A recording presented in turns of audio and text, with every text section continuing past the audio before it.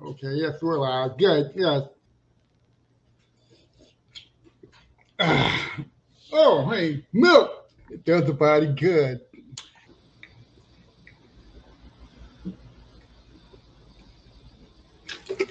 Oh, hi.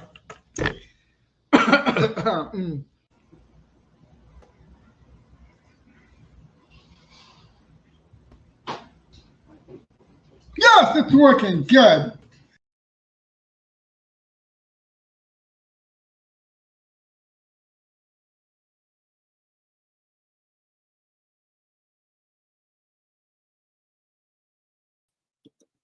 All right, hey everybody, welcome to the show today. Hopefully everything works like it's supposed to.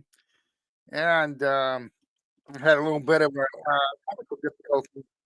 Um, last time I broadcast, what I believe was on Friday. I skipped Monday, and what had happened to StreamYard, and I wasn't on the other services like YouTube and X weren't working. So and I just attempted to start a minute ago and discovered, guys, they changed things up on the account. Oh, look! This is the American Golden Age. We adapt, we improvise, we overcome. We make stuff happen. We don't just say, oh God, unexpected optical. That's not the American way. So, hey, there's a lot going on lately. I don't know if you've been paying attention. We're in Red October, and that's the name of the live stream of the on Rumble. Everybody enjoying the middle of Red October. Have the last 2 weeks been pretty interesting? You think that comment thing works now? Yeah, okay. The comments will show up on screen. Awesome. So, there's a lot going on. There's so much going on. Let's just start with the big one. Start with accomplishing the impossible. Things that people said could never happen. People said the entire structure of the world is set up to prevent this. All right, what you've been watching for the past couple of days in places like Israel, Egypt, and where there was an interview Barack Obama did. Turned out he was in London. He was over there in the UK. People noticed he gave this interview where he looked real kind of depressed, in a cheap hotel room or something like that. He was, had a very tense state, so people think he was really ill. And I was just struck watching that Obama interview. Struck very strongly because by the fact that this is 2 years ago since Donald Trump came down that golden escalator. I think I have a better grasp than most people because I have an active mind. I never got the guardrails put in place like a lot of people did when they were children. I have a very vivid imagination. I've been studying Barack Obama since 2008. Okay, when I first became actually 2006, excuse me. When I first became aware of him, he was that Chicago senator, and I pulled all kinds of shenanigans, to make sure he won that election. He had a very strong Republican candidate, and I did sort of interesting story if you ever want to get into that. How they managed to, clear Obama's path winning that election. They started for Illinois, go to Washington D.C. and watch his political career, and then he immediately turns around and starts running for president after getting up there after they lost him. It was very crucial what they did for him when he was running for the Senate seat because they are not successful in inflicting him on our country in the world. On that. Um,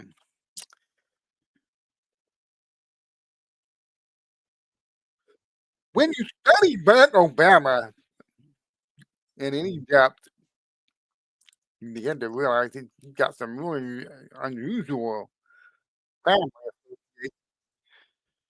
And the more you learn about the CIA and Operation Gladio and how all kinds of a whole hidden world out there that you are not allowed to see. You're not allowed.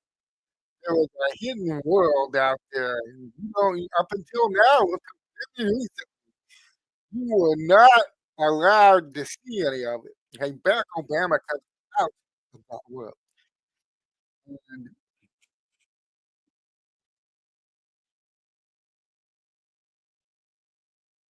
you have to understand the mindset of somebody who comes out of that world that they have total control. They have control of everything. Okay, what do they have control of? They have control of all the music. I'm talking about in 2015 now, okay? When Donald Trump and his gorgeous wife come down that escalator. What did they have control of? They had control of all news media that counted. They had control of all the. I mean, I'm just going to start rolling it out. See if I miss any news media, almost the entire political class, Congress, Washington, Republicans, Democrats. They had control of all of that. They had control of the entertainment media. They had control of academia. They even had control of all kinds of entertainment media. I mean, you literally could not get away from these people and their work methods. They had it everywhere. Okay, books, movies, TV, comic books. It didn't matter what type of music either. I think like the last 50 years or so, country music's been completely infiltrated. That asshole with his ice song last week that was getting traction, I talk about blowing up your career. They've been trying to Dixie chip the whole country and western scene for like 15 years.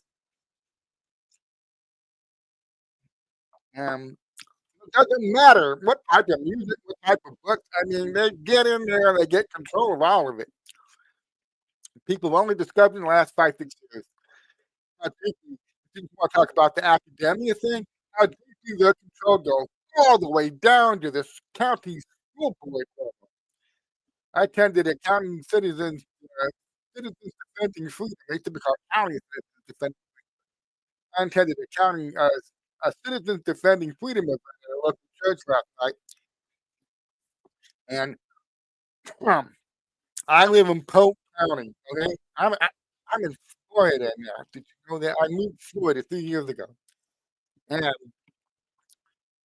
Florida is a red state. In Polk County, I mean, probably consider that just the reddest of the red, right?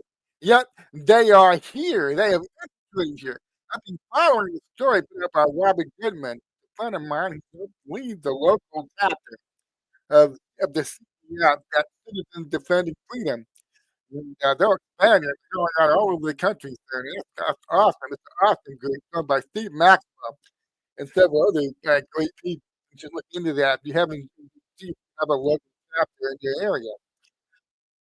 I attended this last night, and I've been following this fight that's been going on for 2 years to get these school boards to get those LGBTQ trans agenda books out of the public library. And even in a red state, these people are dug in like an Alabama dick. They're dug in. The money change. Okay, they're either while nobody was paying attention, people who were ideologically committed to this LGBT and very easily elected to school boards, and they started bringing this stuff in. And it's a culture movement. I explain what that means. I'll take another sip of coffee, get my brain fully fired up here. Culture movement. These people spent years adopting the cause, building their self-identity based on it. It becomes who they are. They live for this, okay? And then, but they hide it and they run for the school board. They don't tell anybody what they're really gonna do. They don't. They don't tell. They sneak in there. All right. Yeah, they do that because they're part of a network. They get in there, they get elected, and now the money begins to flow. Yes, yes. Because there are friends in Washington, D.C. Yeah, you have to understand, even when I've talked about this a lot, even when Donald Trump was in there, how much control did he really have? How much of all the bad shit they were doing, how much of it he really shut down with the amount of limited control he had between 2017 to 2020? How how much did he really have? I think people grasp he didn't really have all that much. Part of what happened to him in doing what he did was to show the country, the president is a figurehead. You have nothing. Oh, that sounds like I'm going off on a tangent. But take along with me here. We haven't had a real president in this country for over 100 years. We haven't. Until this January. For over 100 years, we did not have a real president. Only this year. When that man stood up there right after he brandished that sword. The Symbology is really important to the people that have been, messing with us all this time. He waved that sword around and he says, "From now on," very unusual statement. You don't understand what's been going on. He says, "From now on," I can't America be independent, stop it. From now on. Well, dude, what the hell are you talking about? We've always been a free and independent sovereign nation. What the hell? Have you taken leave of your senses, man? Well, no, yeah, Trump is not crazy. We haven't had a real president in over 100 years. Even Donald Trump understood during his first term he wasn't a real president. He understood that.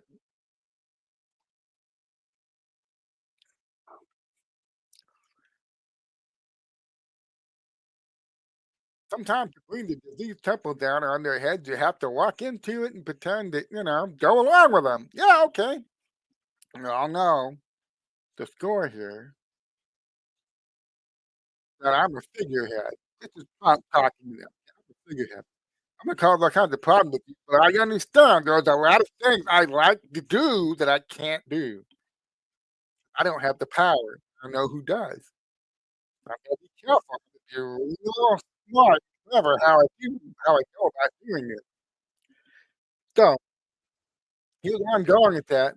E Even Donald Trump knew in that first term, he hadn't had a president for over 100 years. He was a figurehead. He understood that.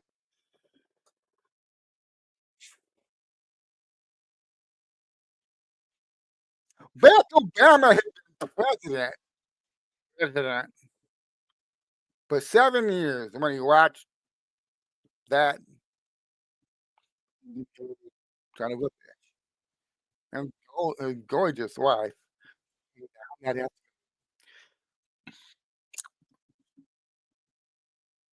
Put yourself in Obama's shoes at that moment. Oh, buddy. He's looking at Trump. Oh, buddy, you have no freaking idea what Mhm. You don't have a clue now about what it really means to be president. I come out of that hidden world. I come out of the silent world that nobody's allowed to see. I understand everything's rigged. I understand everything's fake and gay. I'm the safest and gayest president America has ever had, all right? You don't understand what you would be getting into, even if the impossible happened and you managed to win that election. Oh, buddy, you don't understand what you're getting into.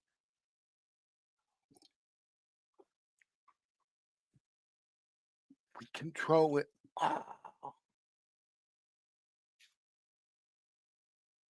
Oh, buddy, you don't understand what you're getting into. We control the entire freaking political class in Washington, D.C. We've controlled it for 100 years. You think you're gonna go in there and you're gonna get Congress to help you? Anything. Oh my god. Even if you manage to become a real threat to it, which you're not, I mean, this is Obama talking to himself back in 2015. You're not any what kind of threat, but even if you do become one, oh man, when you see that tactic stacked against you, you are literally gonna mess you up. So, Barack Obama is just laughing at this. Oh man, this guy, oh, talk about not having a clue.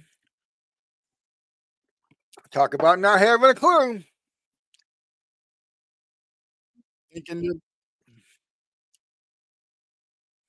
after you had a successful TV show and you're a celebrity and all your life, you've been able to do pretty much what you want. You're out of full business ventures, Trump steaks didn't work out, Trump Airlines, Trump wine, Trump University, all these things we tried, different things we tried, and that's what an entrepreneur does.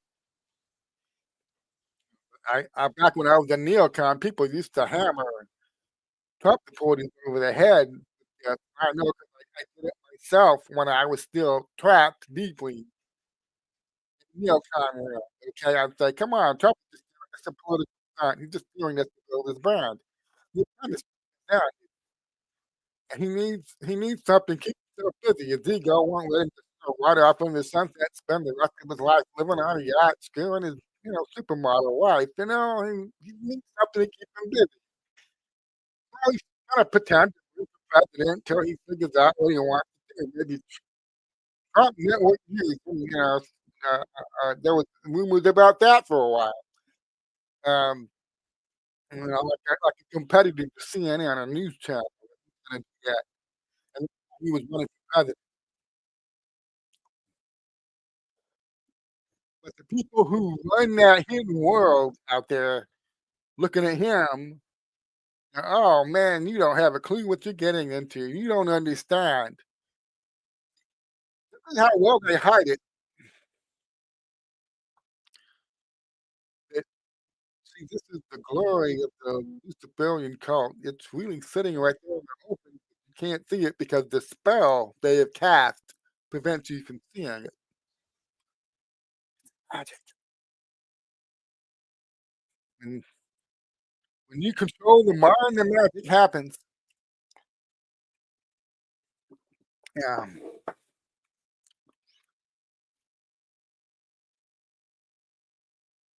A lot of these first ladies around the world have been guys for some time now. But the magic happens and you're prevented from seeing that. They've been blowing off mass events like 9/11 and October 7th. But then the magic happens and millions of people can't see it. You control the mind, you control the world. So, you're watching Donald Trump come down an escalator 10 years ago on this thing. Yeah, okay. This is just the next step in this asshole's, life trajectory. Billionaire successful and like an entrepreneur. He tries a lot of different ventures that don't work out. Great. Now he wants to try out running for president. He doesn't have a clue. Doesn't have a clue what he's getting into. Nope, not even a little bit. This is just Barack Obama was telling you. Let me hit the guy who was president at the time. Now, what's Obama getting ready to do 10 years ago? October 2015, 10 years ago. What's he getting ready to do? Well, he's getting ready as being the fake front man, is the best way to say this, the faking gay, um, figurehead president for 7 years at that point. I mean, coming out of that system, knowing who really gives the orders, who really runs things, that he is a puppet, okay? 7 years he's been playing that role. Now, he is preparing to hand the baton, the presidential baton. And really nothing flat circling around. He's got a baton, right? presidential baton. I use my cool turquoise knife that I got here. He's got the presidential baton. And the hidden world, the silent world out there that nobody's allowed to see, okay, they are telling him, okay, this is who's going to be your successor. The witch. You will give the baton to the witch. So, so just like we created you and we fashioned you, we formed you, we brought you forth when you were ready to be our figurehead, our gayest figurehead president ever. We have prepared her to come in after you and carry our silent world agenda forward. Okay, this is what Obama's getting ready to do in 2015. Then all of a sudden he watches this guy interject himself into the GOP uh, nomination contest. Guy who wasn't one of them. We were outsiders. The more I learned about American politics, I've been studying it since the late 1980s. The more you realize how fake and gay everything is, it's all a farce. It's all fake.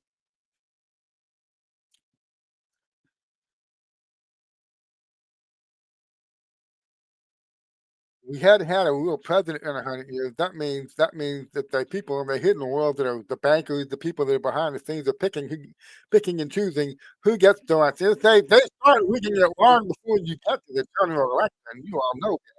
They start the rigging when uh, the jockey runs, announcing you are running is going at. These people are present. And they're trying to discourage some people from running in the first place. You also know the story about Kari Lake talking about the guy literally offering her a bride not to run for governor again. So they try to pick and choose the horses before the race even is announced and before they line up. They're already trying. There's a lot of rigging that goes on in that stage. And then the primary process itself, they do their best to rig that.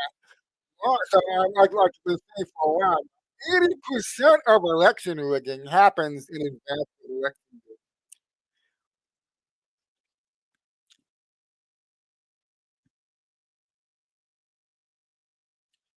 So not only have all of our and now you have to understand, I'm not saying John F. Kennedy was fake and gay. I'm saying they killed him because he was they put him in there, but he either rebelled or he didn't understand, he stopped following orders, and so they got rid of him.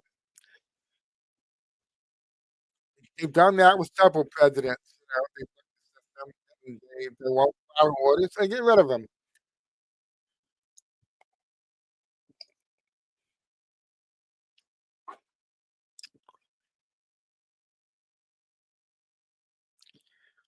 Hey, DJ, I see your comment there. I have no idea how to do that, but I'll mentally make a note and I'll try to figure out how to do that so this won't happen in the future. Sorry.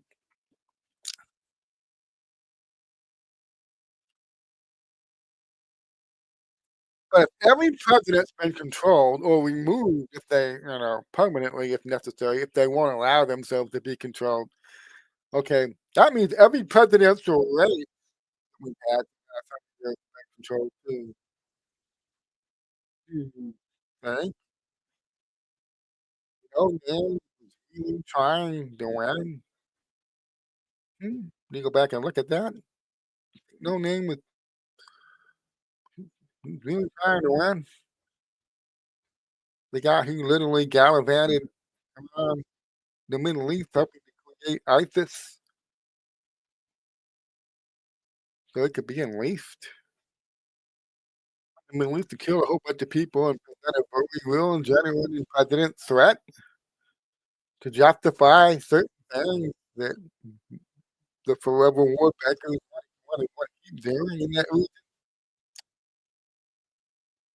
Everybody focuses on how the left side of this spectrum, how ooh, they do mass migrations. Ooh, they do the woke LGBTQ stuff in the schools. Ooh, they do this. Ooh, there's a right side to this. You know? Look at the defense contracting industry. All the defense think tanks. How much money is there? Mhm. I think the CIA is just about to wrap this trying to figure out how to get more migrants in here, trying to figure out how to stabilize our country and take it over with a counter revolution and turn us into a bunch of commies. I mean, yeah, there's maybe some CIA people that wanna see that. Let me tell you what most of them are doing. They're trying to figure out a way to keep that conflict going between, Israel and Hamas, trying to figure out how to kickstart that war that Trump stopped between India and Pakistan. They're trying to figure out how to get all that shit started up again in Africa. Why? Why would these people on the right in the defense contracting industry and the think tanks and the right leaners, the people we would consider on our side, conservatives on the right, why? I mean, you really understand what the hell John McCain was doing for 50 years? Stop obsessing so much over what the left is doing, the left side of this silent world, whatever you want to call it, the shadow government. It does both. They have the left wing that does things, they have the right wing that does. I still see so many people out there making comments that tell me they have not freed their mind yet. They've not woken up. They haven't broken the programming.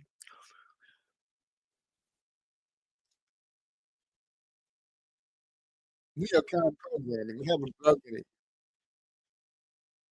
Hopefully that's coming. Anyway, I said all that to say that Obama knows better than anybody because he came out of it. He created. He knows better than anybody what Donald Trump is facing as an outsider and coming in there and saying, "Hey, I want to be president." And all these people that know that our elections have been fake and gay for over 100 years, everything's rigged. And McCain wasn't really trying to win. Romney wasn't really trying to win. But they do have to have the Republican win. Yeah. So they give it to Bush over Gore, and then they did the whole stupid hanging Chad down in Florida. So the closest election. Yeah, look, they've been rigging elections for a long time now. You will start to see that 2000 election with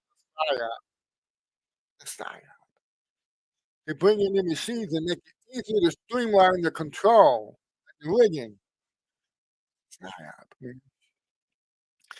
So they gave it to the Bushes. Reagan goes out, they give it to the former CIA director. And then after Clinton, they're done. Clinton, they introduced Hillary to the country.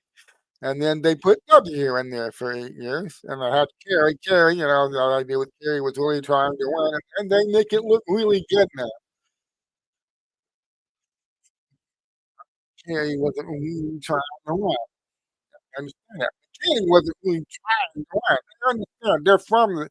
They move and live and have their being in that silent world, all right? They understand the game that they're involved in. So the what now? We're watching Trump come down the escalator. Oh, buddy. Oh, buddy, you have no idea.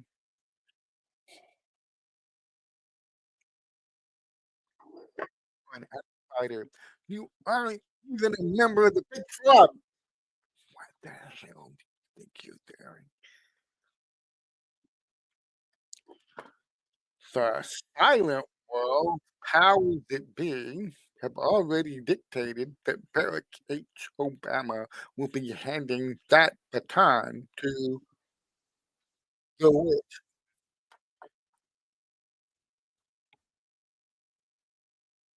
and their handler. That bitch that's always at her. Oh, the witch is supposed to win. Yeah, sure.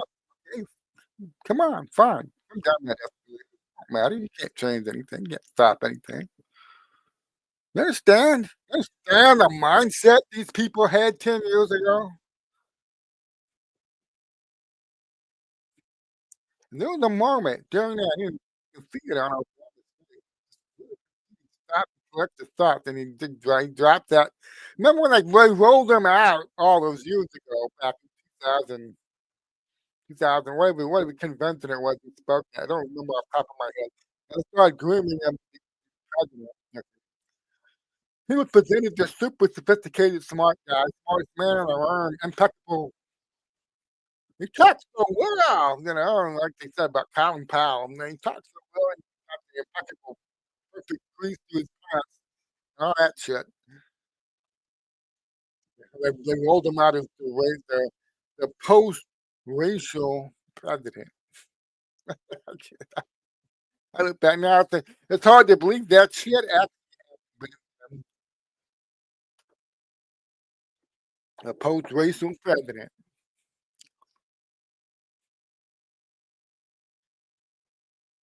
And their agenda was moving forward. It was great. He was so competent back then. He what they controlled, and what they had control. They had it all. You understand? They had it all. Well, they thought they did.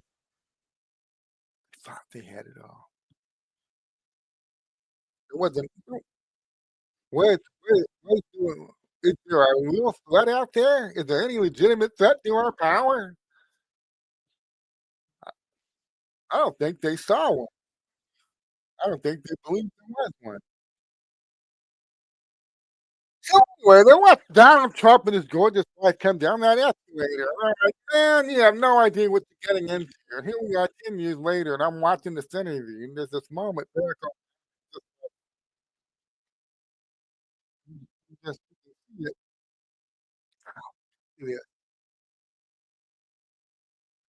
had become to this. We had it all. This can't be happening. This, this cannot be happening. How did it? How did it all slip away? It's still slipping away. I mean, it's not like it's over now. It's over already. I don't want anything, but not now. Okay, we sure are making progress.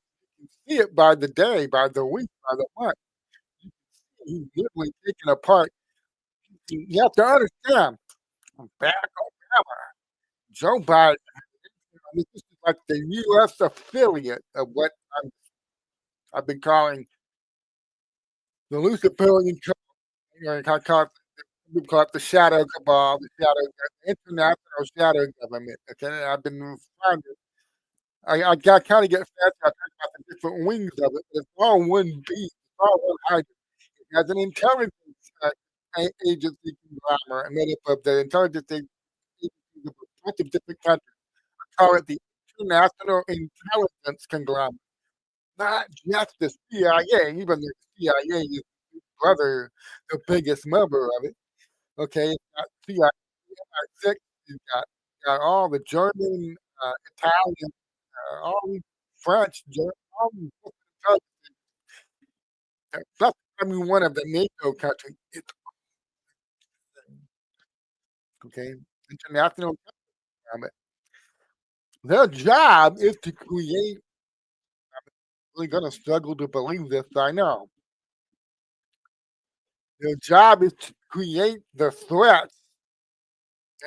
Okay, let me say the best way. They have a double yeah, 2 different jobs. One is to when a country starts getting out of line, trying to get away from shadow government control, government control, they go in and they do a color revolution type deal to topple the government, replace it with somebody who is more amenable to their agenda. So they infiltrate and they sabotage. That's what these intelligence agencies are used for. Did it in Ukraine in 2014, and that's where all the Ukraine president comes from for the past 11 years. Then there's the they use the intelligent conglomerate to start the fires out there, destabilize countries that are giving them problems. The government is. Or if they use it to create a conflict, they can monetize. Learn how to do that. Oh, there's resources there for you to get a war started between, well, there's a religious conflict we can exploit. Let's go start something, get our people in there and get a conflict started. I mean, you think if people are like they're programmed to believe it.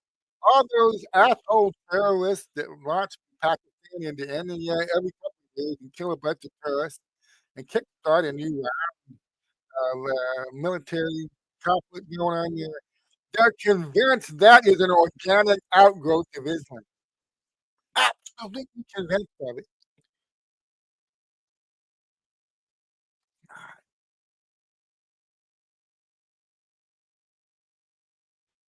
And that's the way to explain this. Islam had moderated by 1900. Yeah, people always go back to the Crusades and they go back to Ottoman Wars and go back to the Barbary pirates and all that shit. Yes, yeah, they were violent once.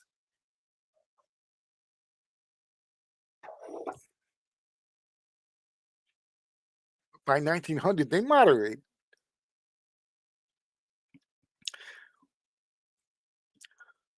The same people who came over here and essentially took over our government, hollowed it out, and substituted our constitutional government for a fake government.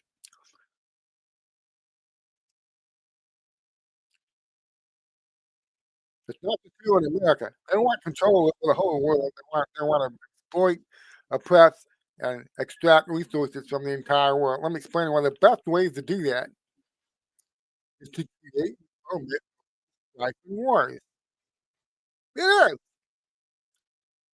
So if you study where most of the violent, radical, extremist Islam get out there and kill all the infidels, all this group that have been formed, okay?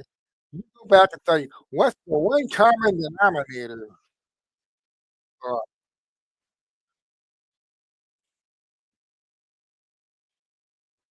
Muslim Brotherhood. You know what you discover if you actually break your programming and you don't just make assumptions? Oh, it's called the Muslim Brotherhood. Must be an organic outgrowth of Islam. Oh, okay. Yeah. Oh, yeah. Called the Muslim Brotherhood. So it must be an organic outgrowth of being Muslim, but it's not. Here's what you discover when you look into where the Muslim Brotherhood came from, who created it, why it was created, who funded it, who directed it. Still funds and controls and directs it. Why you need to follow him.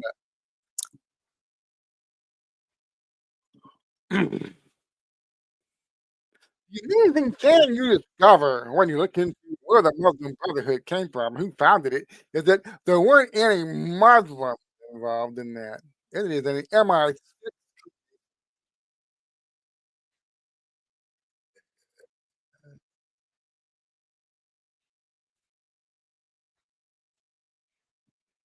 Trying to remember, I came up with that line. It was, yes, I know. Oh, yes, the guy and Ladies and Lost Duck. Yes, I know you will. I'm watching it. They're coming for you, Neil. Yeah.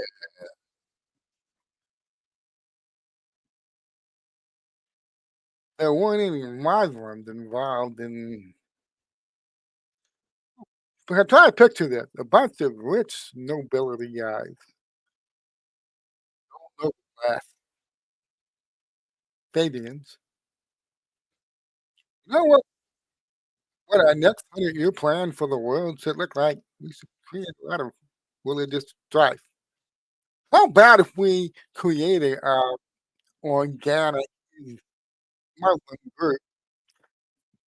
And we use this smart group to go around and find what would be, if left on its own, insane individual pockets without any of radical belief that would never spread and never gain any traction and never gain any widespread. What if we go in there and send our agents in there and our funding and our money, and we find the most radical extreme guys that are rejected by 97% of Muslim Arabic society, and we begin building people up so they can be the legitimate threat we need to keep a new round of forever war if we did that. Mhm.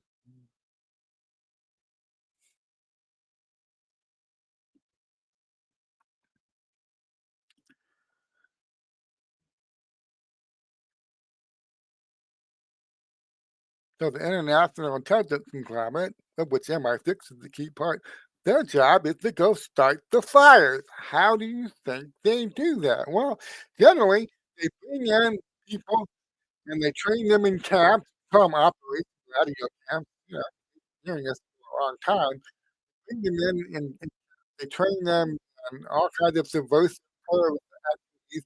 And then they do the military programs, but that's how I learned this from the Rogue Warrior, which is Mexico. They keep them. That means they put a disguise on them.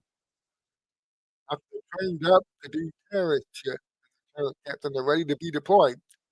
Okay, take one of their officers. They say, "You are now a radical Muslim Islamist fanatic named Ja yeah, it'd be good that guy Jacob, um, Al-Azhar. You are now Jacob Al-Azhar, and you're gonna go create this wild revolutionary terrorist group, and we're gonna send people to you, and they're gonna put you in the middle of this Muslim country. They're gonna kill a whole bunch of Muslims, kill all the Muslims that are around you, and destabilize the country. You can go in there and get some shit started next time, okay? And we need real Islamic terrorist threat so we can go in there and contain the threat. That's the second wing now. The International Intelligence Conglomerate is used to start the fires. Then they tell me the international military industrial complex is going to come in and put the fire out. Okay? They both play an important role. And then there's the third wing, which is called the International Crime Syndicate, which we could also call the IBS, the International Banking Syndicate. These are the people that fund all of this so they can reap massive amounts of profits. The three wings of the same beast, the three heads of the same beast.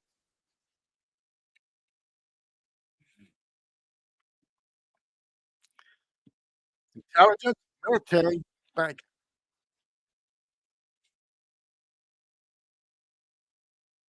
So a lot of you out there are trained to believe all this is radical Islamic shit that the world's been having to deal with since the MI6, you know, a bunch of fake assholes went out there and decided to create the Muslim Brotherhood and used that to find the most extremist, radicalized, isolated pockets of people that they could and build them up into legitimate threats. Of course, they kill a lot of their fellow Muslims along the way. They don't care about that kind of thing. Who you think most of the people are that ISIS killed? Who you think most of the people are that the PLO killed? Who do you think most of the people are that Hamas killed? You say, "Oh, you think it's Israeli? Think Hamas killed more Israelis than Palestinians?" Talk about not knowing your shit now. You're supposed to know your shit by this point, okay? Supposed to know your shit by now. You're supposed to have this down. These radical Islamist groups that are not organic, they are not natural outgrowths of Islam. They are artificial many of them are artificially created, or the CIA went out there and found them and recruited them, built them up, okay? So they're either fake like ISIS was. ISIS was an Appalachian gladiator trained post-war paramilitary force, sheep-dipped and disguised as a bunch of radical Islamic. Some of it, if they go out there, they find somebody that they can use like Arafat, you know, and they use them. They build them up, they put them in trials. This shit is not organic. Never has been. This is what a lot of people need to understand because I talked about this on my live stream, which I know many of you didn't see it because it was only on Rumble. I wasn't able to stream on X and stream last time. They're currently trying to get a new system started in America. The CIA is out there using its assets embedded in our community, in the conservative and MAGA community, trying to pump up the kinda, Justice Trump is doing what he's doing with the Arab world in Israel, making it huge amount to be a home. Yeah, it's pumping up this. We gotta get all the Muslims out of here. The Muslims are shooting in here. We gotta get rid of them. Yeah, just because the CIA employs a couple of hundred assholes planted them artificially. You know what I mean? All of a sudden, people are gonna be convinced the millions of Muslims that live here that are peaceful and never done shit need to be tossed ass first out of the country, even though they can't do it legally. But anyway, I digress. Here's where I was going with some of that before I went off on a tangent there.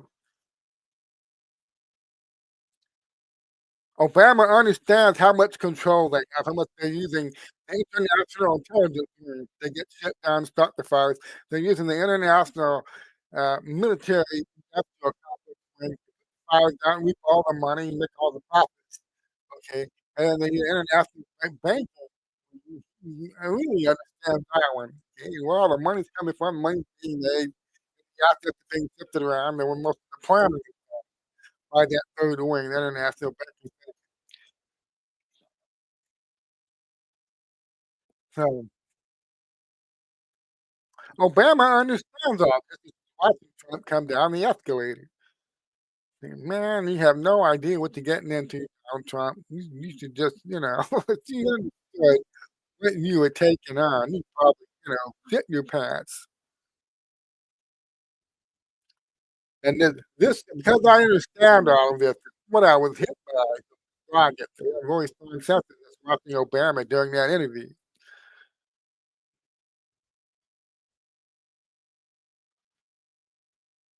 Uh, he pulled this off, that he's now back in the White House.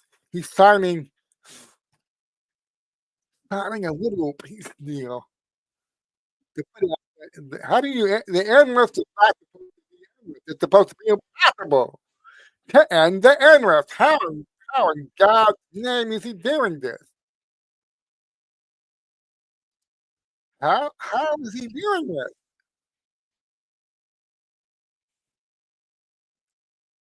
I think at his heart, Obama, if he, Obama's not very intelligent. I kind of push back even on everybody, even my good friend Michael Flynn. Okay, they need a main villain, I guess. And a lot of the people that are behind Obama haven't been exposed yet. So yeah, I understand why. It's very attractive to believe the idea that Obama is some sort of evil super Machiavellian genius. I'm gonna say something egotistical. Okay, can't be helped. I'm sorry. Okay, screw that. I'm done hiding it. I'm highly intelligent. Highly intelligent people are able to spot one another. You know what the characteristics are? The writing to speak, the mannerism. You spot the code that some people use, to communicate. A lot of people can only see things on a surface level. That's why I was talking about this on my live stream on Friday. So many people hear something that Trump said, it absolutely confuses them because they can't get beyond the doing his speech on, Friday when he's in Jerusalem, and he's giving a speech after having just gotten the deal agreed to. Yes, they're gonna sign it. He's about to go to Egypt for the peace summit, and he stands up there in front of the camera.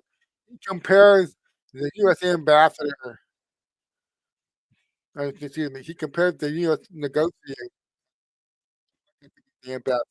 I'm sorry, Steve Witkoff is the special envoy that Donald Trump sent over there to do stuff like this and at least get this deal done. Trump is standing up there, he compares Steve Witkoff to Henry Kissinger, and the moment he said that, my brain exploded. I said, "Oh my god!" See, because if you understand everything I've been explaining to you for the last 50 minutes, you understand what Henry Kissinger really was, right? I did a whole series on my Substack called Trump the Warmonger versus the Foreign Policy Wonks of Peace. Okay. And that headline is being sarcastic in the headline. You all know when Trump ran for president, the whole foreign policy diplomatic class screamed constantly he was an idiot. And when he got to become president, he started doing stuff with North Korea, started doing stuff with Iran, started doing stuff with Saudi Arabia, started doing stuff with Russia. They're all out there screaming for him to stop, stop. Just, you got sick, stop already.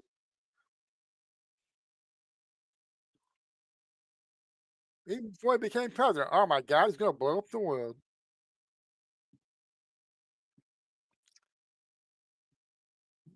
Yep, that they said that. Look, I covered it live. What's happening? If you understand who Henry Kissinger really was, and what the people who are living a silent world, what they're doing, how they're making their money. You understand what Henry Kissinger is or what he was. He's adopted for the you understand who or what Henry Kissinger really was. And then now, if you only look at things on a surface level, you would not understand what Trump just did there during that speech in Israel Friday. It would completely go, I underestimate my expectations. Oh my god, that was a massive troll. He just trolled the shit out of these people. And they know, they know he just trolled them by comparing Steve Witkoff, an actual peace diplomat, with that ugly turd of a warmongering prick, Henry Kissinger. Oh, they got the message. As I said in my last video Friday, that's that Trump grabbing that foreign policy diplomat class, which is completely owned by the shadow cabal, the Luciferian cult. Who owns that? Grabbing that diplomatic corps by the neck like a puppy, it just become a puppy, and rubbing their noses in the dog shit.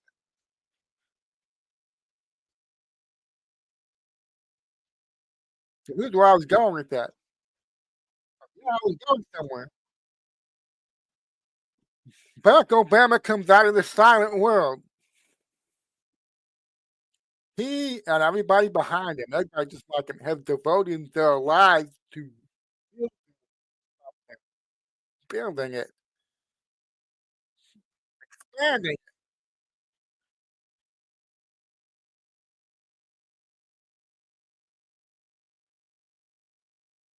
They've got to be absolutely amazed at how fast Trump is destroying the world they created. It's got to absolutely scare the shit out of them. So they're laughing at him when he comes down that golden escalator 10 years ago. Now, and he came back, and like I said, even in his first term, Trump was not a real president. And they did everything in their power to prevent him from coming back We all saw it. We all saw the lengths they went to try to prevent him from making that comeback. I think they knew, or they had a they strongly suspected if he gets in there again, he's not gonna play nice like he did the first time when he didn't have the, amount of public support he would need to do things that needed to be done to take away our power. I talk about, like, since he came in January, and usually, like, somebody holding on to the levers of control, and Trump has been prying their fingers off of the levers of control, one finger at a time. Oh, U.S. Treasury. Oh! Social Security Administration. Oh my God! Oh!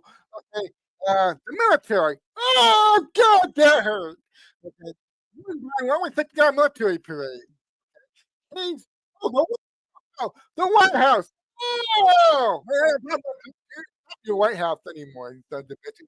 Oh, the two huge American flags in the front and back yards. I'm gonna renovate the Rose Garden. I'm gonna add a ballroom, not your White House anymore. Rubbing their faces in it for a whole year because he's the real president now. He's the real president now. They were afraid this is what was gonna happen. They were really afraid this was gonna happen. And you can see this on Obama's face, not only just that they couldn't stop him from coming back and he came back, but how fast he's destroying the world they built.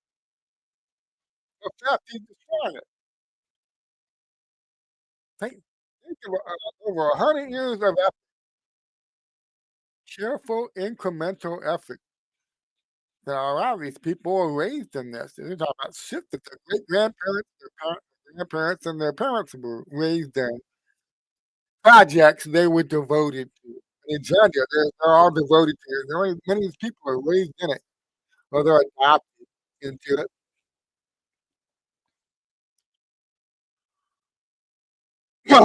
Listen, okay, yeah, they're adopted into it.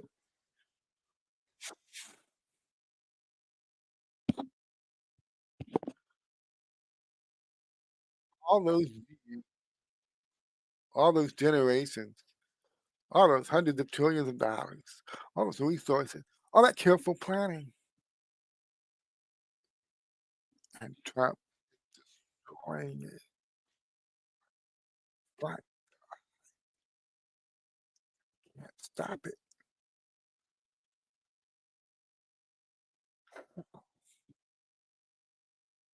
How does it come to this? Well, he's back in the UK. Obviously, Trump got a deal done with Starmer and some others on some things up over there, just like he was, when Trump was a puppet president and wasn't able to do much of anything. When Obama was shadowing him, doing all kinds of foreign trips, trying to undo the damage Trump was dealing to their agenda. Trump was able to, I don't understand what 2016 to 2020. He wasn't able to do anything. I'm not saying that. I'm saying Trump knew that there were a lot of things he could do that he didn't have the public support yet, and if he tried to do those things now, oh well. He came back in January for the first time in over 100 years. We have a real president now, and Obama, he came in late in the program and was told, he did what he was told. He got the Obamacare thing and expansion of health basically control. Okay, and he's getting things ready for the pandemic that was supposed to happen under him. Where they were gonna really go for the gold, go for that bathroom, get total control.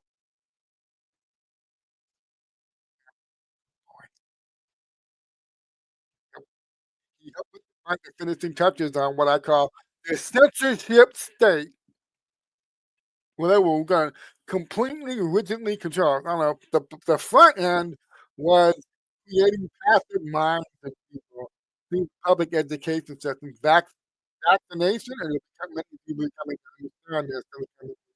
Vaccination programs to put kids full of that in their minds. Then put them in a public education environment where the guardrails are carefully put in place to make sure they don't have, you know, bad sides. That's the front end, okay? The back end is the total rigid speech control they were going to have in the censorship state. And Obama was going to play a key role in that. He and Obama and Biden both, the censorship state. They have to lure all the public on the social media. Now, all the drawback to the digitalization of society. Okay, there are good positives. One of the positives are you get to spy on everybody. You get to collect their information. You get you can do what they do on those massive data centers like the one out there in Utah. You can take all the publicly available information about somebody just from their own screening, their interactions, their text messages, their email, and, their phone conversations through the car. When they get every known factoid about them, they create a digital identity for them, and that and if you ever become a person again, like the one there, they pull up your computer file, okay, and they're gonna ask the AI, given everything that this person ever said, done, and that we on this record, if this happened, what would this person do? And they will have a working psychological profile. Okay. Well, this person tends to crack under pressure. This person, based on your biggest attractive advantage of digitizing the world is you get a massive amount of information about everybody, and you can collect it. You can get to the point you collected so much, and you can anticipate.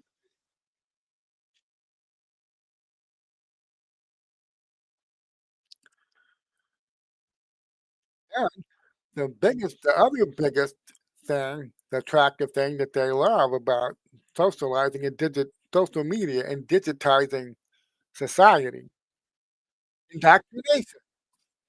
I talked about the front end being public. The back end is okay. There's three aspects of what I'm saying. Control the public square. One is indoctrination and censorship.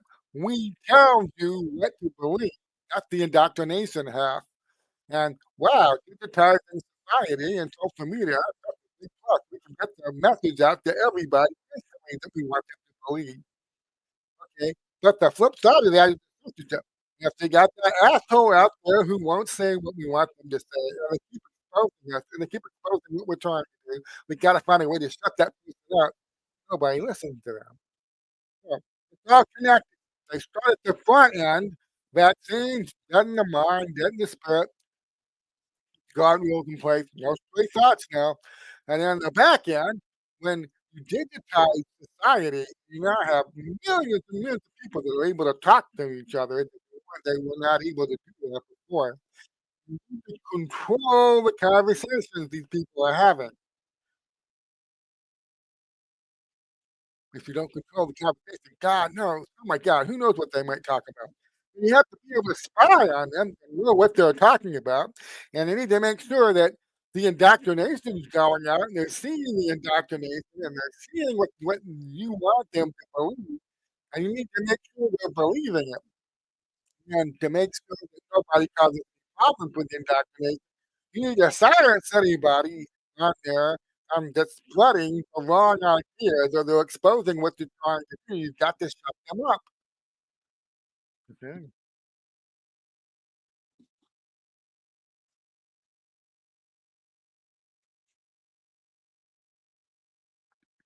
The big problem, so these are the things that attracted them to social media. This is why DARPA and our people went out of their way to create LifeLog and Twitter. Went out of their way. There were massive advantages to that. The big disadvantage, however, is that when you digitize society, what happens if you lose control of it? What happens if you can't? Okay, 2 things happen. One is too many people wake up, your indoctrination doesn't work anymore. On the one hand, the indoctrination isn't working. And now you digitize everything, lure everybody into the digital world so you can cast your spells over them, cast your illusions. But so many of them are broken out now, your illusions aren't working, and you're losing influence and control, power. You used to deal with that in the past when you started to have then the indoctrination. Some people were pointing out, you know, the absurd bullshit you were asking people to believe. Okay? You were able to smash those people when there were just a few of them. The censorship flip side of that, indoctrination censorship. Okay? You were able to censor the handful of people that were causing problems, marginalize them, make them outcasts, digital outcasts. Okay? They lost both. The Great Awakening has robbed them of both. Now there aren't enough people buying in to the new programming. They're not buying it. They've woken up. So they're firstly trying to come up with a formulation of new narratives that people will buy, and it's really not working. And on the other hand, they've lost censorship control. A lot of this has to do with Elon Musk. Look, there's other things that have happened. The alternative media that's risen up. They they can't censor people anymore. So the bullshit indoctrination they've been trying to feed everybody. They can't get people to accept it and expose. And they can't shut up and marginalize all the people who are doing the exposing. I mean, Donald Trump was one of the biggest ones. And now the guy's back in the White House. He's literally destroying the world. He is destroying it. Everything was running smoothly back in 2015. Everything was on track.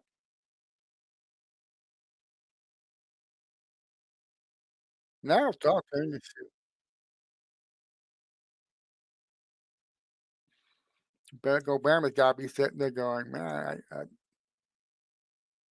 happened? How's it possible this could even happen?" Yeah, I tell you what, I think he knows when he's honest with himself. I could only do all the shit I've been describing to you for the last 15 minutes in a world of darkness. This shit only works in the dark. The lies, the indoctrination, the censorship, all works.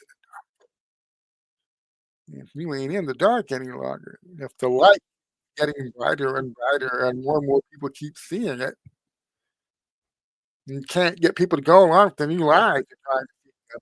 And you got too many truth tellers out there calling bullshit. And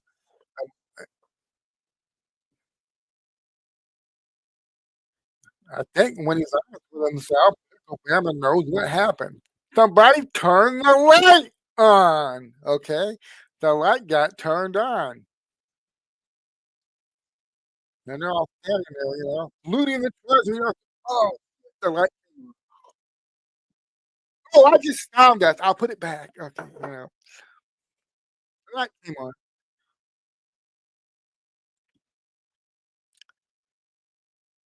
Obama, Obama, I think he knows what happened. Somebody turned the light on. And all this shit they've been doing, they were effective at it back in 2015. More and more of the country woke up. They couldn't stop it. We have a world that's brainwashed and programmed, and been brainwashed and programmed for over 100 years. And the big problems that I talk the big confidence they had back in 2015, let me tell you what it was. Doesn't matter. What he have enough people mentally brainwashed the program, they'll never be able to free them. So, it's impossible. Never For Trump to do any of the things he says he wants to do, he have to mentally free millions and millions of Americans from the mental prison. Okay, he have to break the spell we have cast over this. Not gonna be able to do that. No, sorry. We have so many people trapped in our matrix. You'll never wake enough of them up to do any of this shit you say you wanna do. You understand that, right? They were telling themselves back even back in 2018, 2019. Oh, you'll never wake up enough in the public. Our illusions will continue to win the day. They probably really believe that. Maybe it's 2021, 2022.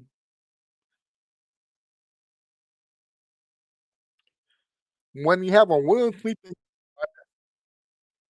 the only way to get anywhere in saving the world and changing the situation and robbing the bad guys of the power that you can actually start fighting them and reversing what they're doing to our country. You're gonna have to find a way to increase the light to deprogram people, to wake people up.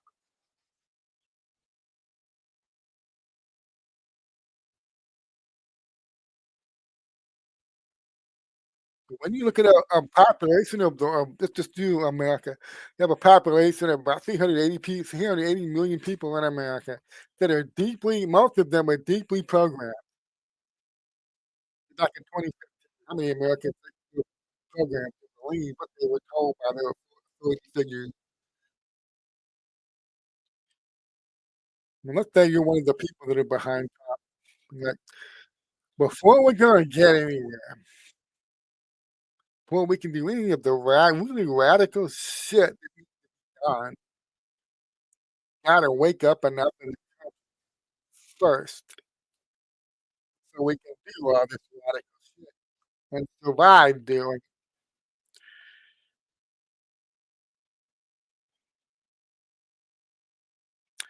And this is why all the people that were screaming in 2017, 2018, 2019, 2020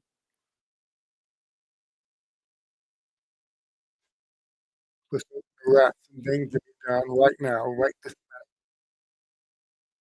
did not understand the world they were living in.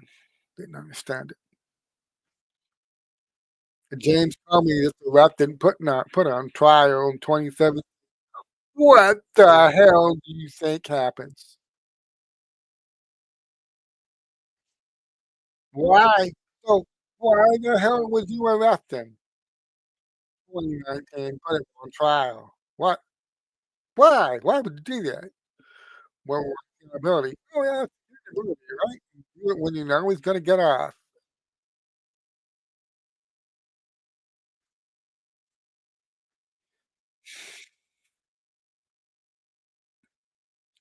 Coming down a golden escalator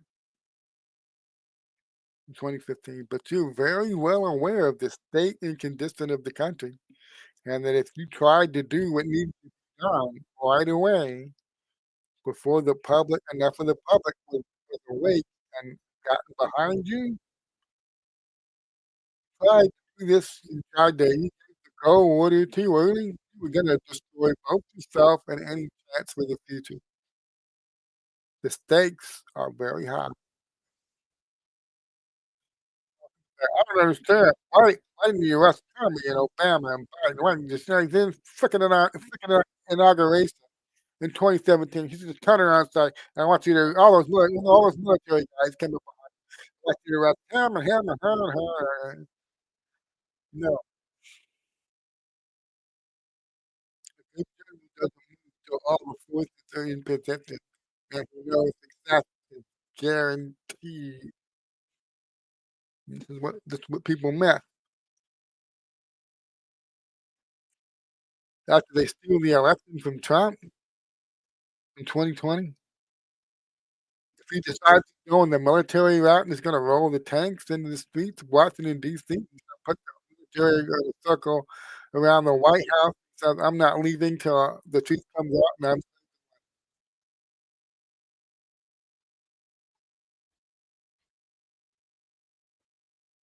was intrigued, ready for that.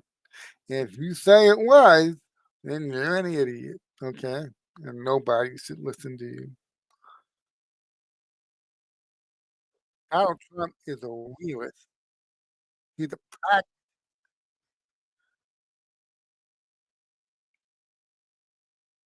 he's not interested in mounting his white charger, looking all noble and brave, you know, in a nice uniform, his hair impeccably coiffed, drawing his sword, leading his army right into the gun, down in a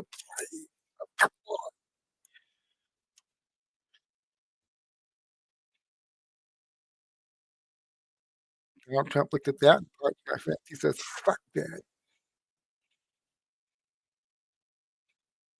Hell no, I'm not interested in doing that. I'm a winner. Win.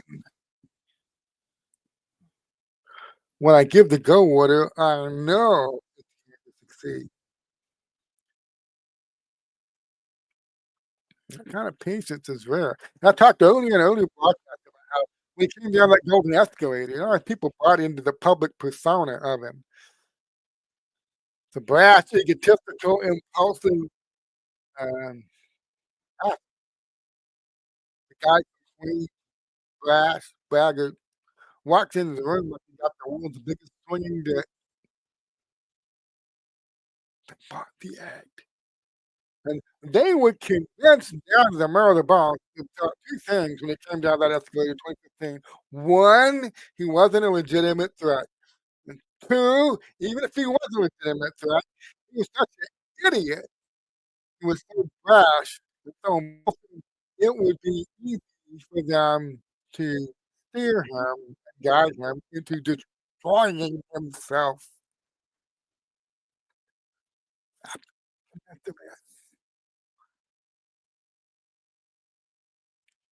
Now, what was the biggest confidence they had? Oh, you'll never wake up enough people so you'll be able to do any of this shit you wanna do. That will never happen. No, no, it won't.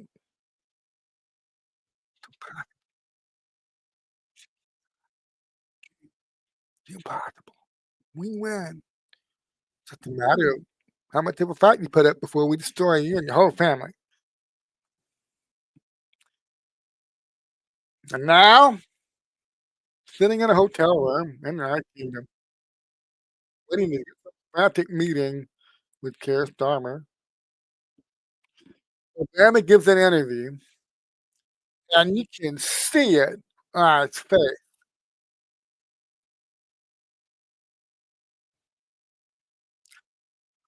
God's name, did you wake all those people? How did you do? Because it all flows from that. And if at this point you still can't recognize that, why Trump is able to do what he does now when he couldn't do it before? You're just not trying. You're not trying to understand the Great Awakening. And Trump always when it reached a certain level, he was gonna be able to do things. And he's doing that because he had that support that he did not have before. Because the Great Awakening needed time to do work.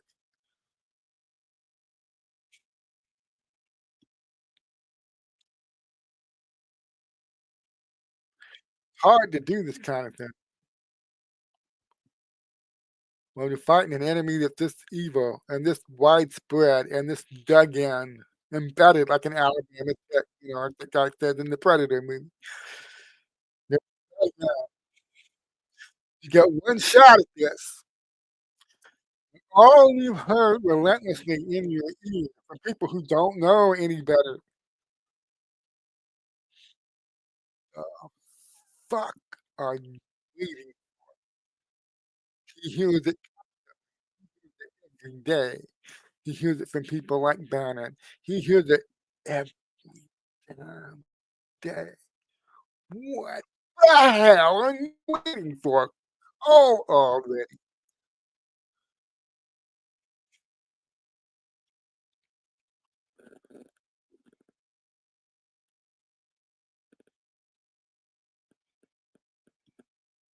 I think everybody can see it at this point.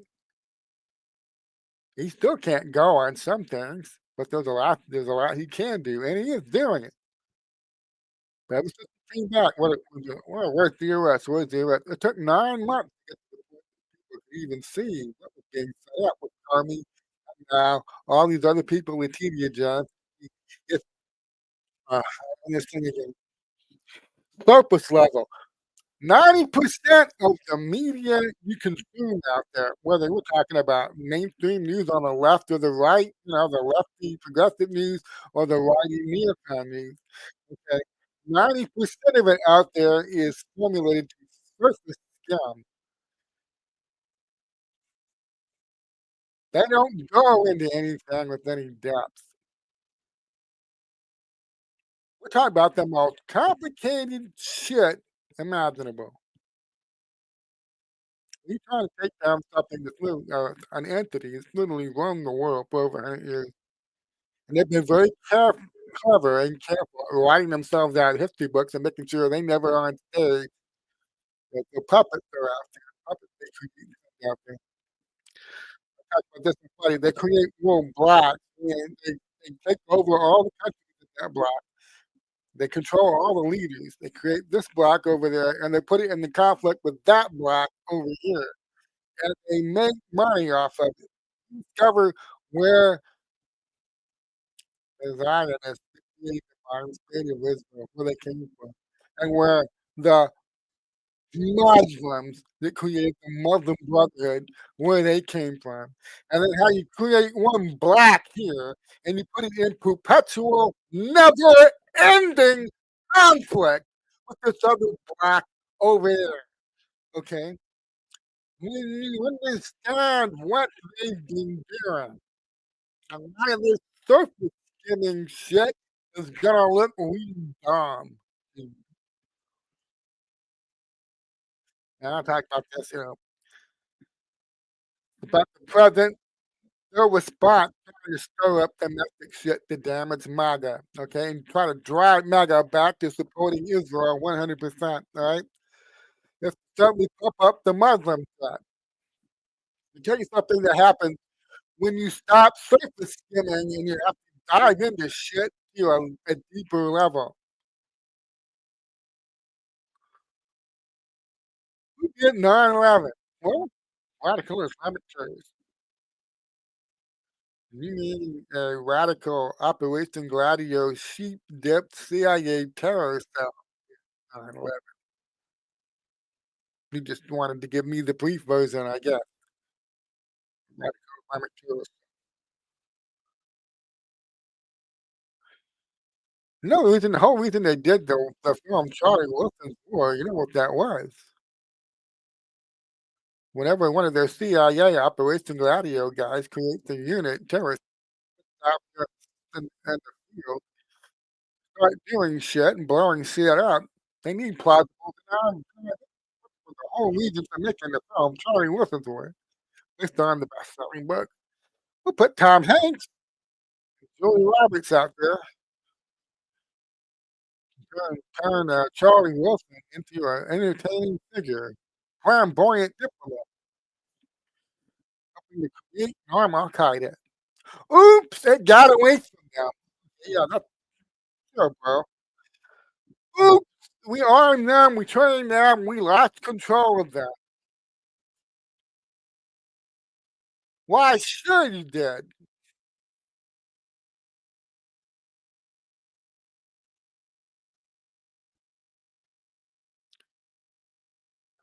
If you don't know how 9/11 really happened and who did it, okay, you haven't woke up to that, or you have not allowed yourself to wake up.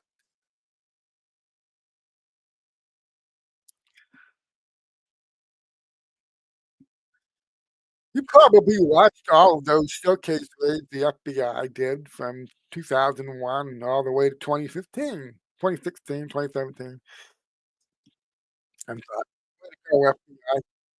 Catch all those Muslim terrorist cells being sent here inside the United States. Stay on top of those guys. Catch every one of those sons of bitches."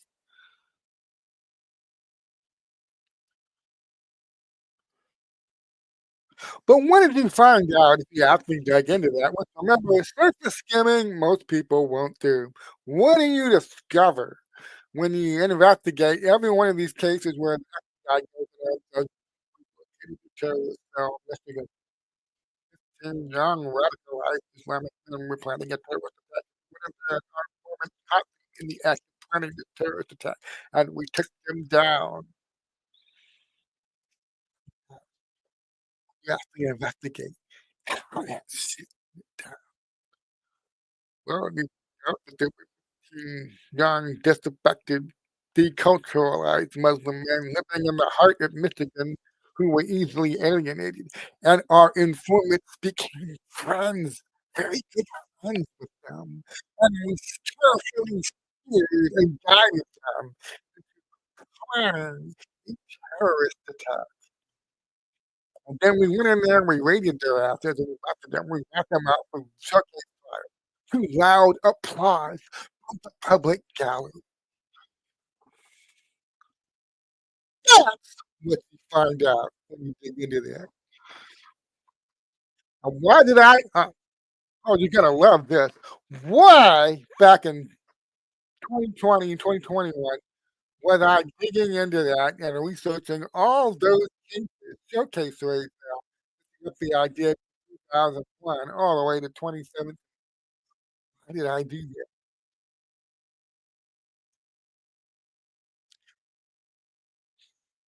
I don't know whether you noticed this, but around 2015 to 2017, the FBI started busting radicalized Americans.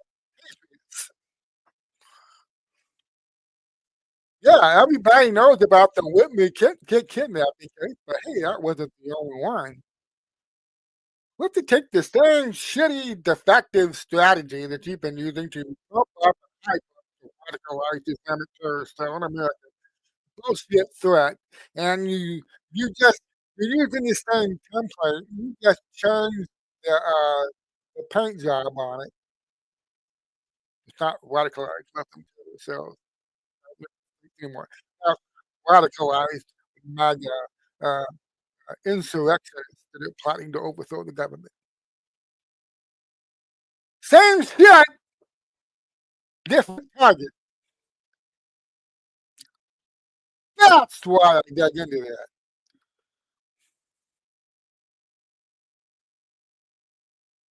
These people have been, I mean, when I tell people this, one of the one thing these people are really good at doing,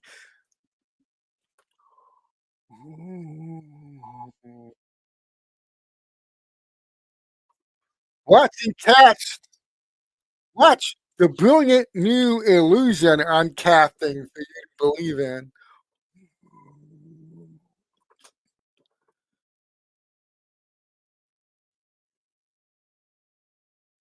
The illusion. So, since Donald Trump came back and they were obviously unsuccessful at stopping let's see, Boomerang, at stopping Trump and marginalizing that and making it outcast and adding an outline, since that obviously didn't work, what tactical shift have they made in the last year?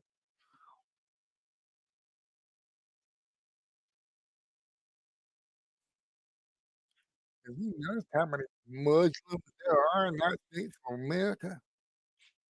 There's so many Muslims around. You know what they're trying to do? They're trying to set up Sharia law here in America. They're trying to create their own little enclaves, and then all of a sudden, you got these upright American citizens doing their constitutional rights and shit like that, and all of a sudden the Muslims move in and they're all around you. They're gonna set up a Sharia court, they're gonna create a Sharia administration in your town. And you end up living like you may as well move to Saudi Arabia, buddy. You're gonna get surrounded by all these Muslims. Have you noticed anybody talking like this on social media in the last couple months? Because I have. When you understand why they're doing that, why this Trump is about the see, there's a reason I spent a lot of time in this broadcast every time you where the Muslim Brotherhood came from, and where therefore what everything the Muslim Brotherhood's been doing for the last 10 years, where that springs from, and what they use it for, what tactics do they employ. I did. Well,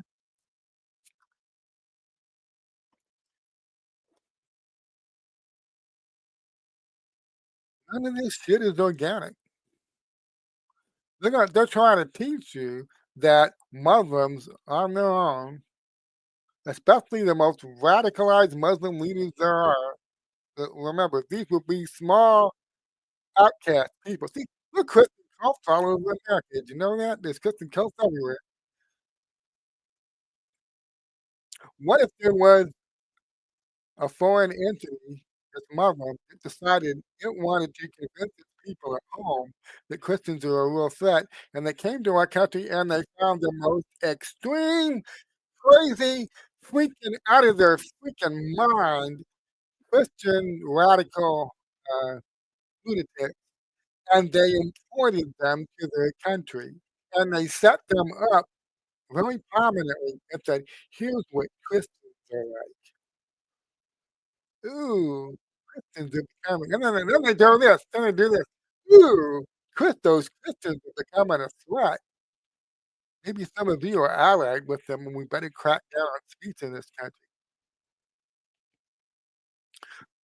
You see where I'm going with this?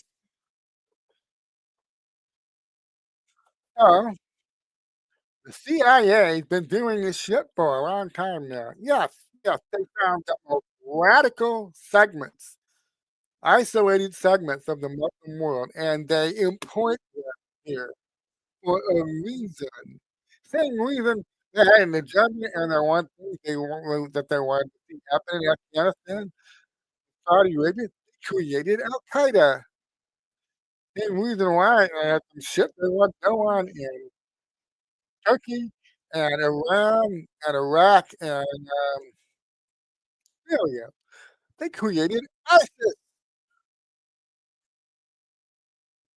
None of this shit is organic. So they're trying to convince you that it is organic. Oh my God, look at all these Muslims that are here.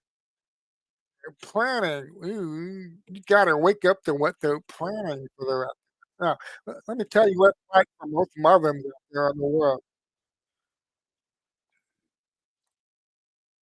who just want to believe what they believe and live and just be nice, peaceful people. 97%, 98, 99% of Muslims out there who don't want to make war on the West, don't want to go kill anybody. All right,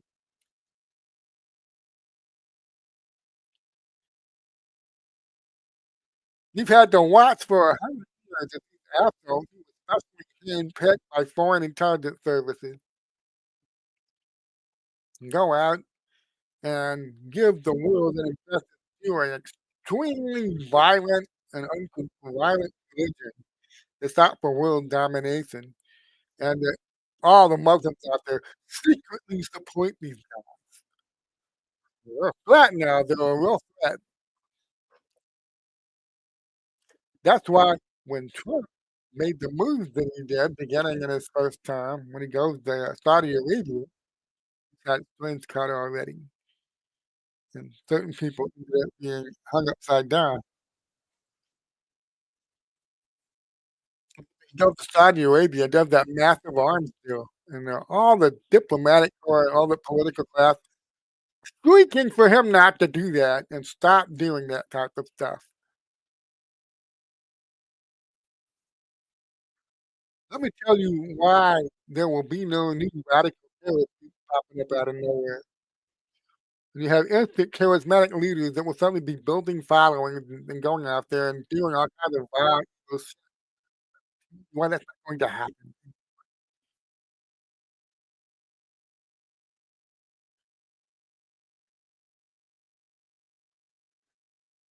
It was never organic to begin with. Foreign intelligence services were going in there and setting these people up to do the shit they were doing. Nothing about ISIS was organic. There are literal pictures of John McCain meeting with these guys, helping in the Senate. There's a whole and when you start digging into this, you find out why Benghazi was handled, find out why. But it's not helpful.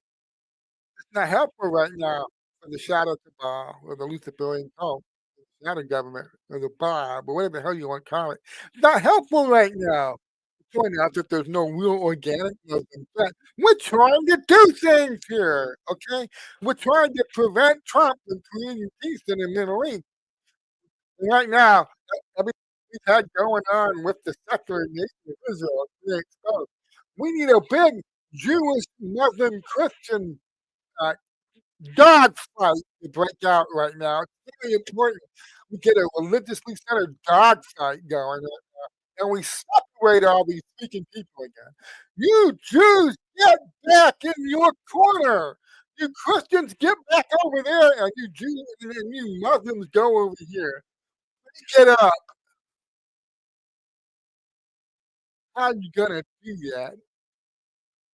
Well, hey, use your social media influencers to start ginning up domestic Muslim terror threat.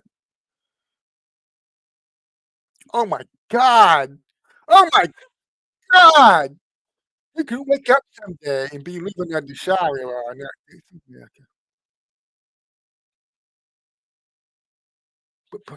but that epic scene in Texas. Well, okay, look, Mr. Surface Scammer, if you're gonna say that to me, well, everything you just said, Brian, disproven, because they were able to move in there, get all the plans appropriate, improved, and bring out all those thousands of Muslims they brought in there.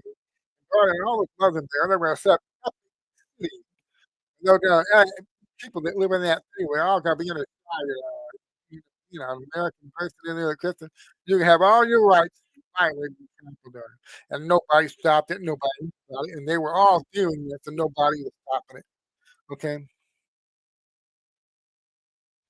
What did I just tell you these people do for a living? They create illusions, and they use the illusions to build threats to create fear. "Ooh, look at that threat there," and when you get in there and deal with that. They do right now, because it suits their purposes, they're drumming up the threat of the Muslims in America. Got get all these Muslims out of here. I don't care if they came here legally. They're not well, they'll never really be good American citizens. They they'll never, uh, swear allegiance to our Constitution. So I don't care if they came here legally or not. Get rid of 'em.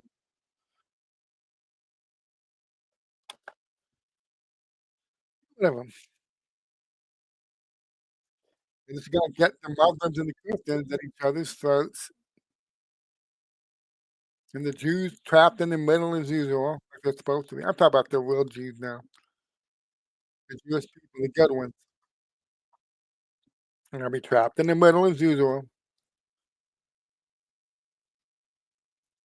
Just another tactic to keep people divided, keep people thinking threats that are illusory, okay? The chances that and the moment any locale now state, like Mid Michigan or wherever, says that this is now a Sharia county or a Sharia county, whatever the Amen says goes. The moment they try that, they're gonna be taken to court. They're gonna be removed from office. You can't do this in America. The people telling you it can happen literally are counting on you not knowing how anything works, that they would ever succeed in a agenda like this. It's impossible. they're trying, and it's a threat they're out there trying.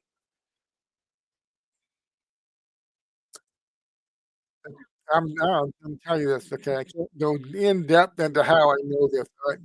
This this is just a couple hundred people that were brought over here and set up to do this kind of shit, gin up the Islamic threat in America.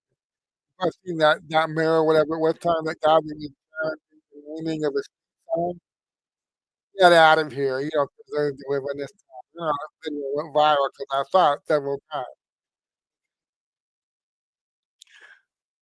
They set stuff like this up to try to convince you the threat is real. It's a real threat. They're gonna move in here and take over entire towns, and you're gonna be some innocent person living in there, and you're gonna say something, and the local imam's not gonna like it, and they're gonna get it, and they're gonna come and they take your rights away. There's a certain segment of society you can always depend on to fall for stories like this. Remember they used to tell you the UN tanks, people would see tanks on railroad tracks. "Oh, here comes the UN. They're about to take over America."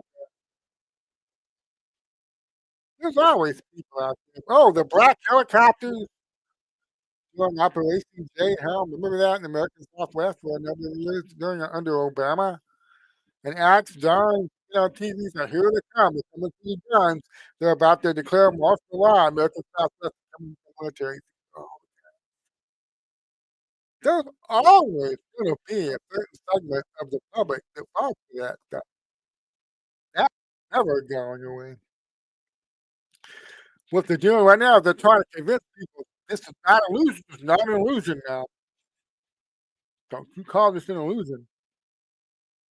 This isn't the CIA investing a lot of money going out there and either finding or creating the most radicalized bullshit artists that there is in the Islamic world into America and setting them up so they can create domestic terrorists.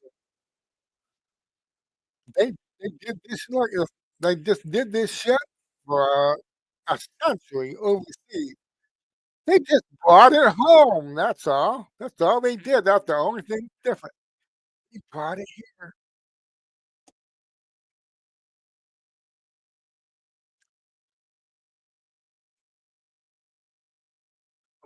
Obama knows this. He knows where ISIS came from. What do you think he did the whole helpless shrugging act the whole time he was president? "I'm trying, folks. I'm trying so hard. I understand they killed another couple thousand people over there this week. But here's the time. I'm trying so hard." Oh, bullshit. Obama wasn't trying to destroy ISIS. The guy spent those last years of his life pretending he was really, really concerned about that terrorist group that he helped create. Oh, that's common time check. Sorry, I apologize. That man has no name. He's no name. That man spent the last couple of years of his life, Mr. No Name, talking about how really concerned he was about the rise of Islamic fundamentalism, how bad ISIS was, and how we need to have sufficient resources in that part of the world to help combat that threat. He's burning in hell for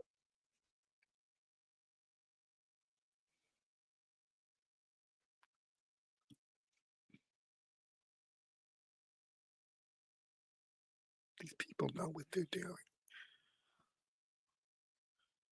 And if you're a surface skimmer, you're never gonna see it. So nobody knows better than Obama how much control they have and how much they have lost point that any of this could be happening. And Alabama knows now the marijuana drug is directly tied to the Great Awakening.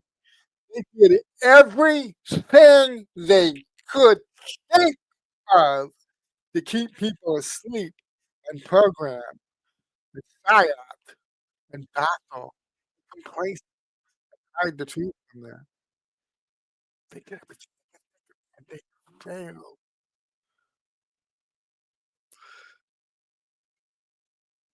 So Batman knew the big task to faith coming down that golden escalator. Wow, buddy, you have no clue.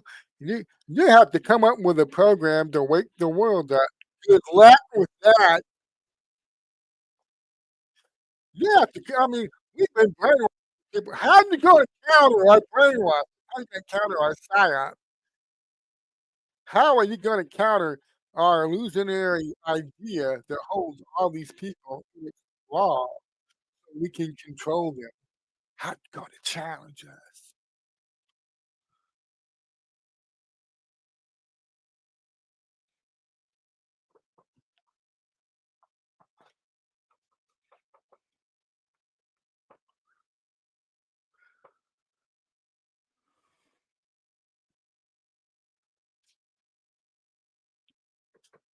Thank you, Q. God bless everybody. Thank you for watching. I'll be back on Friday morning. Now, today at 1 o'clock, I have a special interview I'm going to be doing. Catherine Austin Fitz, who's been a very amazing person in covering the financial world and the threat of central bank digital currency. She was the main speaker at the event I went to last night. And I'm going to be interviewing her and have some questions for her. And so, the central bank stuff and the digital ID, very real threats. And people believe Trump is dealing with this. Um, I'm trying to prevent that from coming here. But Catherine has a really unique take on that. And I'm going to ask her about it. And everybody needs to understand. She's doing a great job at this, by the way. That as the Great Awakening happens, more and more people wake up to the threat of the central bank currency, the digital currency, programmable money, and things like this. As they wake up to that, um, chance that people could ever be put to sleep on that issue is absolutely zero. So, she's doing great work. I went and took a look at her website. She's been doing this for years. A grassroots thing, with people up. So I think that as it progresses over this couple of years, any attempt to bring that here, and I can't speak for the UK, the UK is really far gone, and they're openly talking about how they're gonna force this on everybody right now. But for here, if they really are planning to do this here, Catherine and I are gonna be talking about planning on doing that here, they better hurry, 'cause more people wake up every day, and, that's because of people like Catherine. And God bless her. So we'll be talking to her, and about an hour and 10 minutes, I'll be going live again. So be ready to watch that if you're interested in that type of thing, and I'll be putting it up on Substack. So God bless everybody. If you're not gonna watch the interview today, I'll see you on Friday at 10 AM.